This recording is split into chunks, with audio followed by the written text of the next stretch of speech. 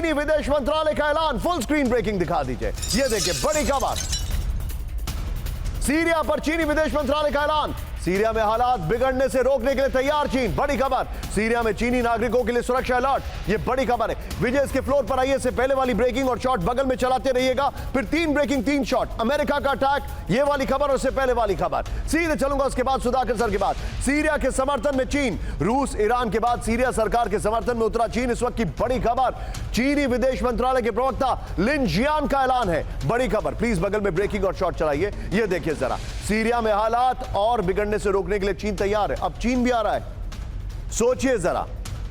मैं चाहूंगा या तो आप, यस एग्जैक्टली, सीरिया में रहने वाले चीनी नागरिकों को सुरक्षा अलर्ट, सीरिया में चीनी नागरिकों को सावधानी बरतने की हिदायत, चीनी दूतावास का अपने नागरिकों से सुरक्षित क्षेत्रों में जाने की सलाह है। बड़ी खबर, विजय एक अपर गोप्रो ये अपडेट होकर अगर आ जाएगा तभी लीजिएगा। आइए जरा, तीनों ब्रेकिंग तीनों शॉट लीजिए और सीधे चलिए सुधाकर सर के पास। सुधाकर सर, लेट्स काउंट, दिखाइए जरा सुधाकर सर को।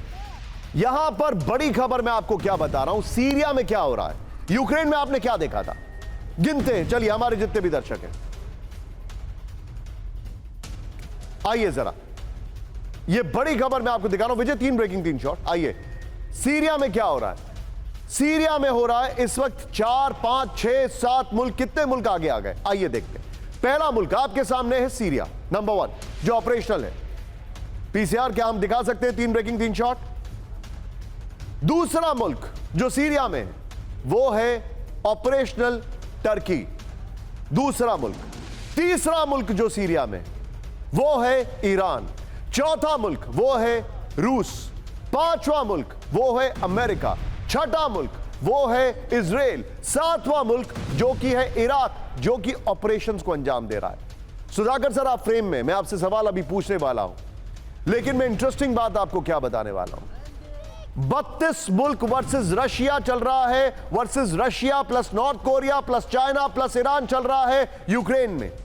मिडिल ईस्ट में ईरान और उसके एक्सेस हिजबुल्लाह, हूती, हमास, जिसके बारे में ऑक्टोपस थ्योरी आपको सुधाकर सर ने सबसे पहले बताई, वो और उसके साथ अमेरिका, इंग्लैंड, जर्मनी, फ्रांस और पीछे से हिडन हाथ में कई सारी कंट्रीज और आ जाती हैं, वो है इस वक्त मिडिल ईस्ट में। सर क्या आपको ऐसा नहीं लग रहा है कि ये एक और वॉर फ्रंट खुला है, और ये वॉर फ्रंट दलदल है, क्योंकि this has been the most unstable war front for last 14-15 years.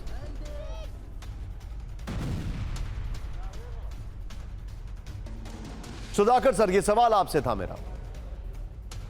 Nishant, I got the spirit of your question, बीच में आपका कट गया था। मैं आपसे फिर से पूछता हूं सर, क्लोजिंग लाइन इस सवाल में, मेरा सवाल आपसे यह है इस खबर में कि यह दुनिया का सबसे अनस्टेबल वॉर फ्रंट है सर, जो कि 15 साल से धधक रहा है। 2016 के बाद से असद की ग्रिप बननी शुरू हुई है, लेकिन क्या आपको लगता नहीं है दलदल है, it is going to suck every country into it and destroy it. Absolutely Nishant, you are bang on bang on bang on, आप बिल्कुल सही, आपकी डिडक्शन है। और आगे इसकी उत्तर देने से पहले आपको और आपके जो टेक्निकल टीम है, मैं तहे दिल से बहुत बधाई देना चाहता हूं। जिस किस्म की आप एक रियलिस्टिक पिक्चर आप दिखा रहे हैं दर्शकों को, यह बहुत कम चैनल में इस तरह मिलता है। आइए आपके सवाल की जवाब देते हैं। 3-4 चीजें मैं हाईलाइट करना चाहता हूं। नंबर 1, ऑलरेडी मैं बयान दे चुका हूं कि ये जो अगला 30-40 दिन बाकी है, 20 जनवरी तक जो समय है, ये बड़ा खतरनाक साबित हो सकता है पूरा विश्व के लिए। सिर्फ रीजनल चैलेंजेस नहीं, एक विश्व के लिए ये एक प्रोवोकेशन है। ये प्रोवोकेशन में आज आप गिनती कर रहे हैं 7-8 देश, देखते देखते आने वाले समय में शायद, मुझे डर है, मेरा दिल कह रहा है, ये नंबर करीब 15-20 तक टच हो जाएगा। दूसरा पॉइंट मैं कहना चाहता हूं, जो आप बार बार दोहरा चुके हैं, कि रशिया इज गेटिंग ओवरस्ट्रेच। 3700 किलोमीटर दूरी फ्रॉम मॉस्को टू सीरिया। लेकिन रशिया का सेविंग ग्रेस ये है कि आज के दिन में सीरिया के अंदर उसका 3 मेजर बेसेस है, एक नेवल बेस, एक एयर बेस और एक आर्मी बेस। जो नेवल बेस और एयर बेस है, दे आर एक्टिव सिंस 2011। 2011 को ये जो टसल चला था बिटवीन वेस्टर्न अलायंसेस और जो रशिया के बीच में कि रेजिम चेंज के लिए, वेस्टर्न अलायंसेस सक्सेसफुल नहीं हुए, अमेरिका विड्रॉ किया था, अभी इसी को वो थोड़ा सा नए रूप के साथ अनस्टेबिलिटी बढ़ाना चाहते हैं ताकि डोनाल्ड ट्रंप आते आते वो हाथ के बाहर आ जाए। लास्ट पॉइंट में ये कहना चाहता हूं, ये एक अहम सप्लाई चेन रिप्लेनिशमेंट का लाइन ऑफ कम्युनिकेशन है।